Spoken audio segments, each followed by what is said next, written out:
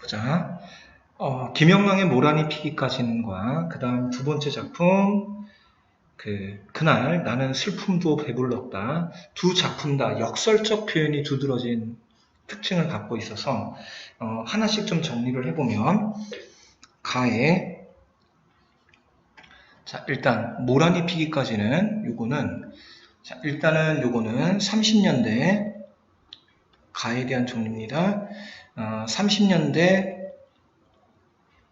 일제강점기 때 그 김영랑이라는 분이 시를 썼는데요. 보통 순수시, 나는 시대나 뭐 이런 거 관계없이 시 자체에 대한 순수시, 그 다음에 시의 아름다움, 그거를 좀 어려운 말로 유미주의라는 말을 쓰고요. 그 다음에 또 어떤 말을 쓰느냐면 그 예술지상주의,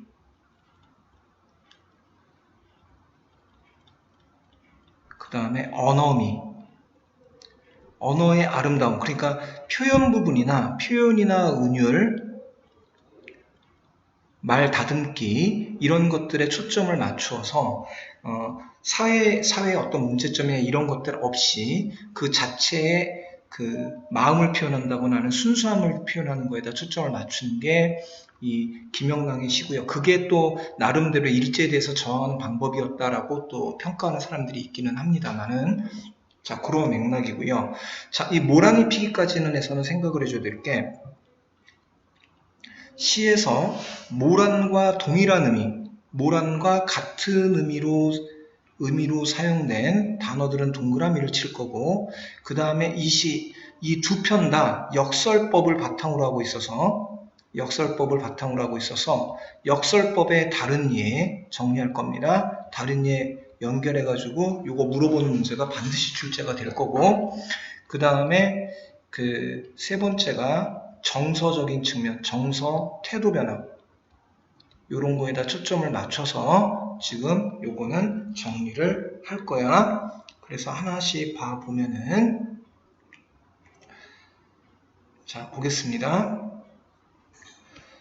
자 일단 긍정적 모란이 피기까지는 화자에 긍정적으로 생각하는 거다 동그라미 칩니다. 모란이 피기까지는 나는 아직 나의 봄을 기다리고 있을 테요. 자, 모란이 피었을 때 그때까지는 나의 봄이 아니야. 이게 나의 지금 봄입니다. 있을 테요 밑에 잠길 테요 끝에 테요 해서 뭐뭐 할 거야 라고 하는 표현으로서 이거는 의지적 태도를 지금 보여주고 있는 거고요. 그 다음에 그 모란이 뚝뚝 떨어져 버린 날 그러면 이 뚝뚝이라고 하는 것은 의태어. 자, 요 의태어는 뚝뚝이라는 의태어는 음성 상징어 이렇게 얘기합니다. 모양을 흉내낸 말 혹은 소리를 흉내낸 말 의성어와 의태어를 합쳐서 음성 상징어라는 말을 쓰고 그 음성 상징어를 통해서 뚝뚝 떨어져 버리는 그 상실감을 강조하고 있다. 상실감을 강조한다. 이런 걸 좀 생각해 주고요. 그 다음에 떨어져 버리는 거니까 이게 하강의 이미지 이런 것들 얘기할 수 있습니다. 그래서 여기 뚝뚝에서는 상실감 같은 게 드러난다. 이런 걸 좀 생각해 주고 어린 날 나는 비로소 봄을 여인 서름에 잠길 테요 해가지고 자 여기 서러움이라고 하는 자 정서 지금 먼저 하나 나왔습니다. 그래서 이거는 상실감, 서러움 이런 게 드러나고요. 5월 어느 날 그 하루 묻었던 날 떨어져 무는 꽃잎마저 시들어버리고는 천지에 모르는 자취도 없어지고 역시 흔적 없이 사라진다. 소멸의 이미지죠. 소멸의 이미지.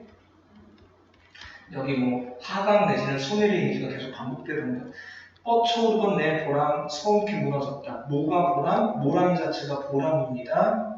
무너졌으니 모라는 지고 말면 그뿐 내 한 해는 다 가고 마라. 360날 한양 섭섭해 옵니다. 섭섭해서 온다. 슬픔의 정서를 지금 360날 이렇게 되겠으니까 서럽다, 슬프다 이렇게 돼서 요거는 지금 과장을 하고 있는 거고, 자, 이 부분에서는 지금 360날이라고 해서 수치화했다라고 보는데, 수치화, 그리고 과장을 하고 있고요.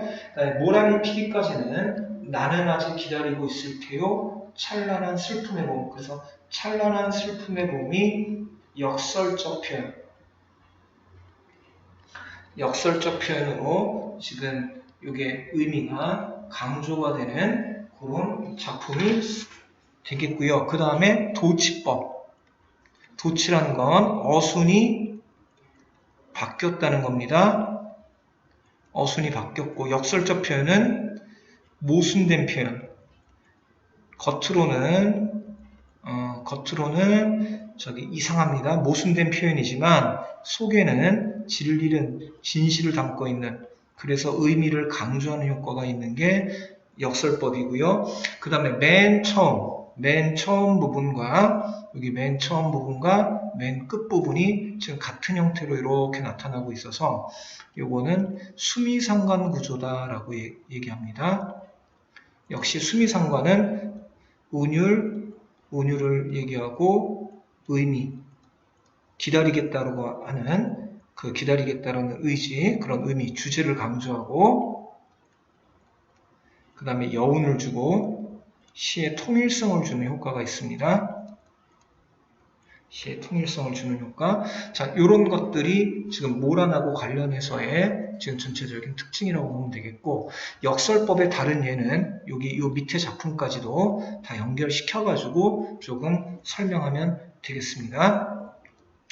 자, 두 번째 작품 보면은요, 한만보, 그날 나는 슬픔도 배불렀다 해서 그날이라는 말에서 우리는 과거 회상이라는 거 생각해 볼 수 있겠고, 과거 회상.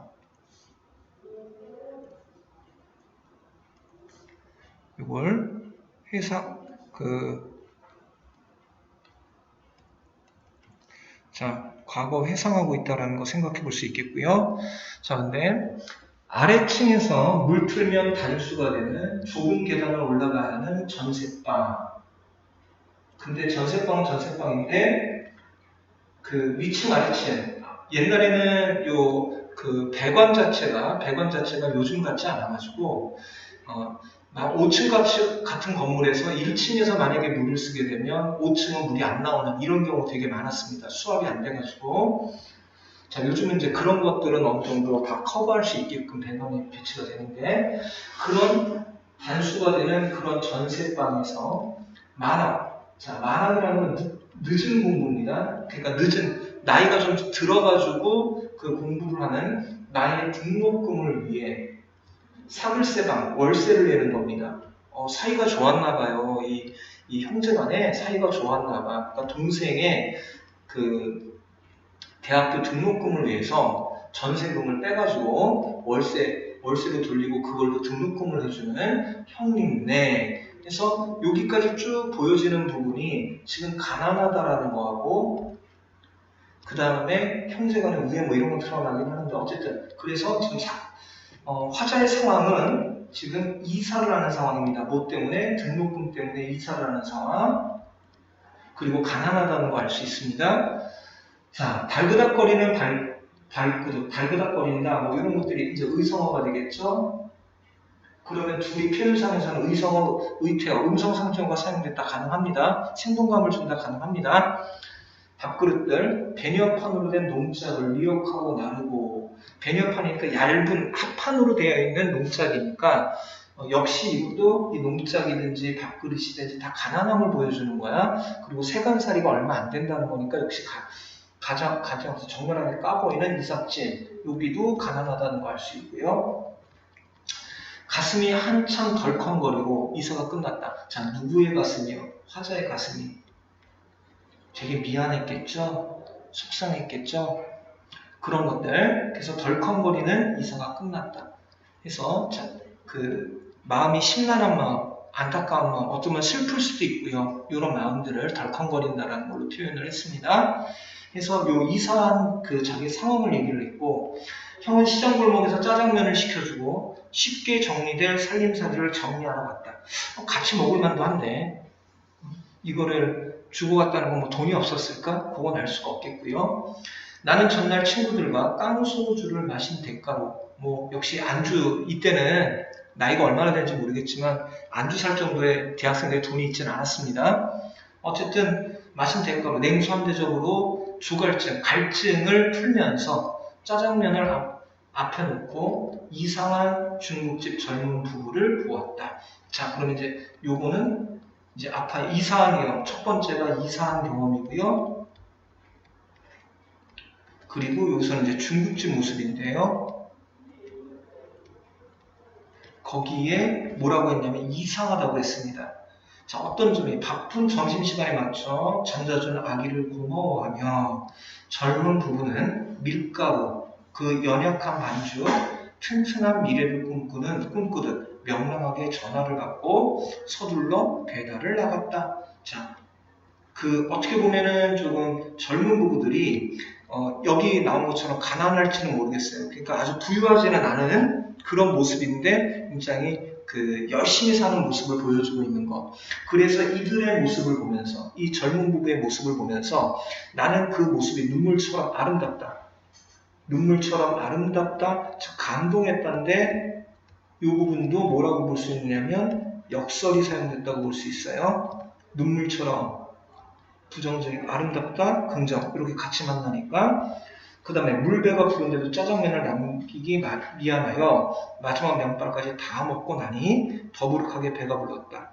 자, 살아간다는 게 자 여기서부터예요.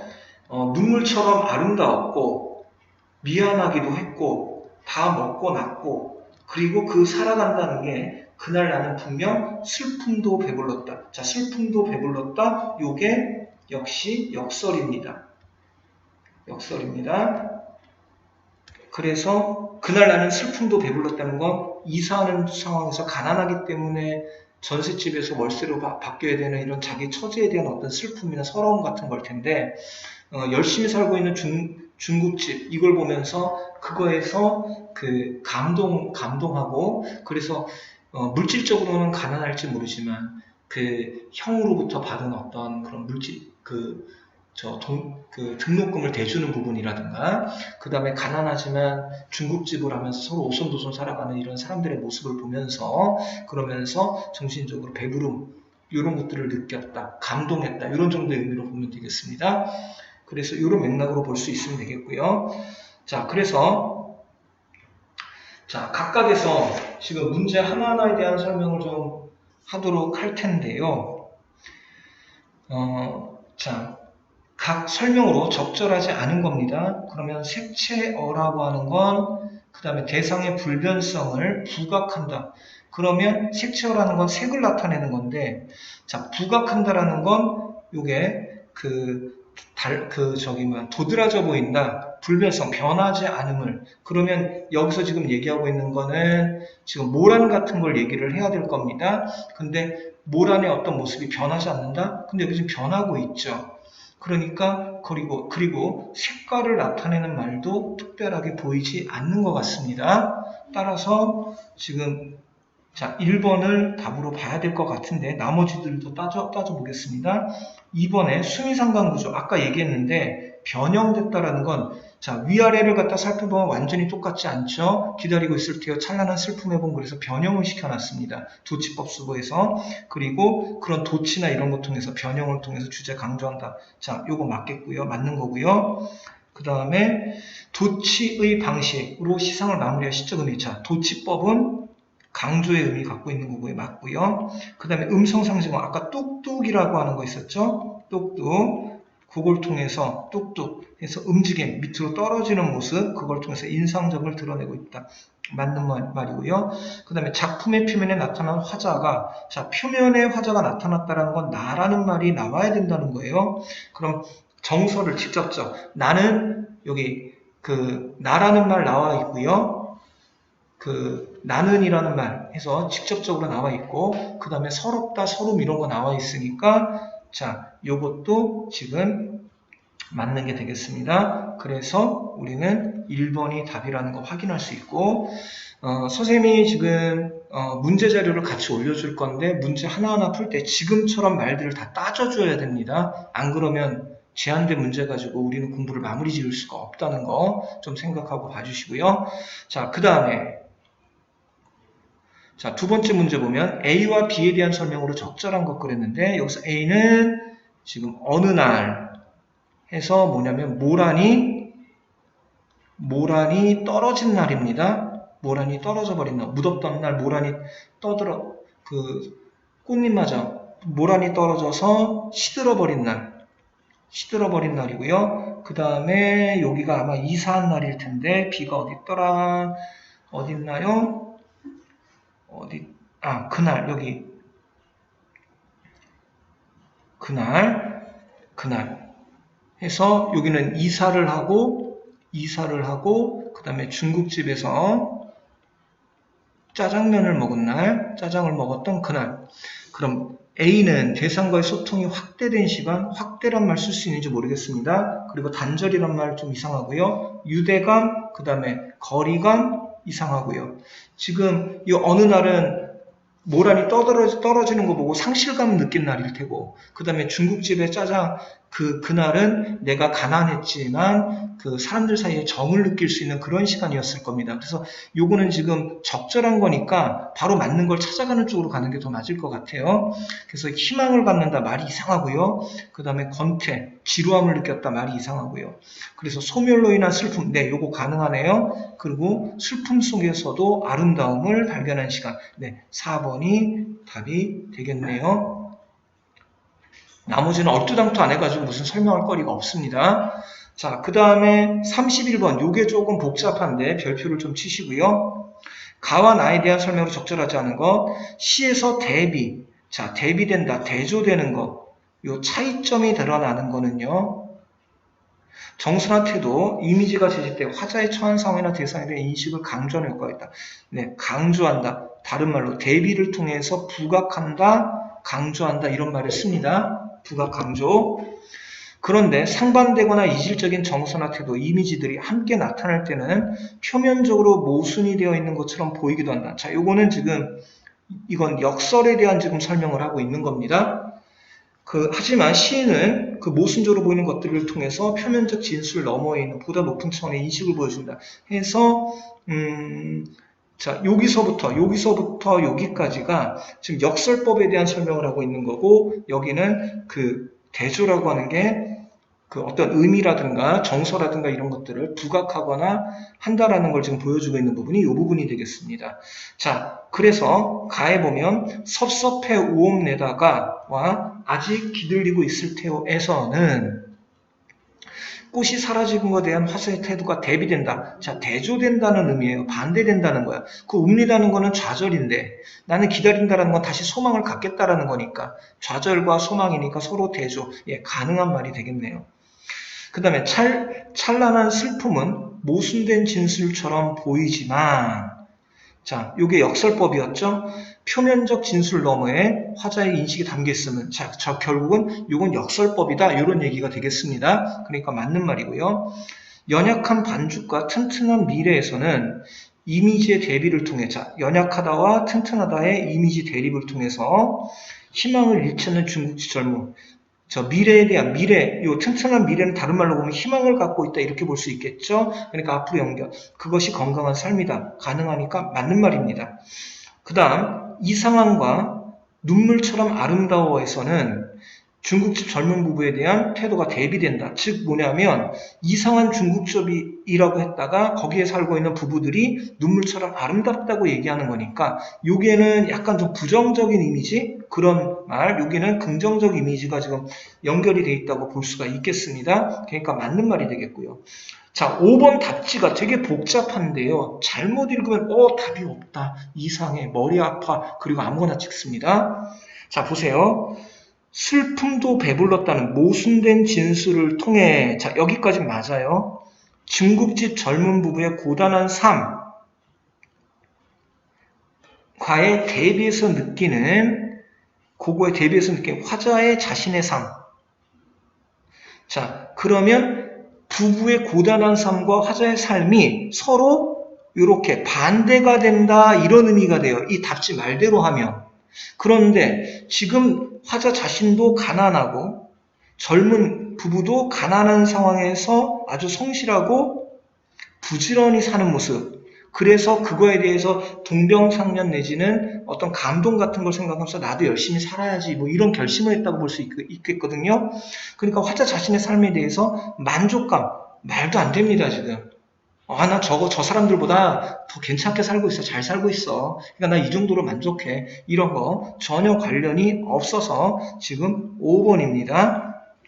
자, 해서 지금 이 정도로 해서 지금 우리 현대시 2편 모의고사 문제 요번 6월 거 풀이를 마쳤고요. 문제는 아마도 요 두 번째 거에 대한 문제들은 없을 겁니다. 요 새로 들어간 작품이라서. 근데 모란이 피기까지에 대한 문제는 많이 있어서 요거 중심으로 줄 거고요. 여러분들 끝내기 전에 역설법의 다른 예, 주된 표현 방법에 해당하는 거 찾아라 해서 내올 수가 있어서 역설법의 다른 예만 좀 지금부터 쭉 적어주도록 하겠습니다. 대표적으로 중학교 때 많이 나왔던 게 이것은 소리 없는 아우성, 두 번째 결별이 이룩하는 축복, 요거랑 비슷한 의미로 우리의 사랑을 위해서는 이별이 있어야 하네.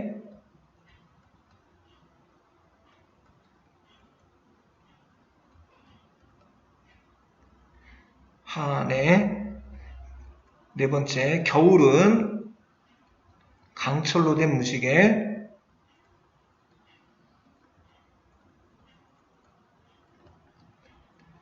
외로운 황홀한 심사.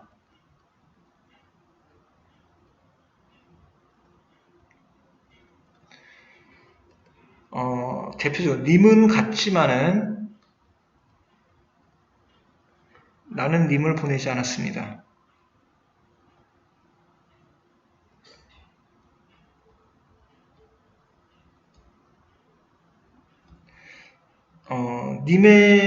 님의 말소리, 얼굴에 눈 멀고 말소리 기먹었습니다. 순서가 앞뒤가 바뀌었나? 아마 그런 것 같기도 한데요. 말소리에 귀먹었습니다. 그 다음에 8번째 또 어떤 것들이 빠졌을까요? 괴로웠던 사나이, 행복한 예수. 자, 뭐 이런 것들이 역설인데, 역설은 생각을 해줘야 될 게 반드시 반어랑 구별을 할 겁니다. 자, 반어는 엄마 잔소리 같은 거 생각하면 돼요. 그래서 죽어도 아닌 눈물 흐리겠다. 흐리우리다.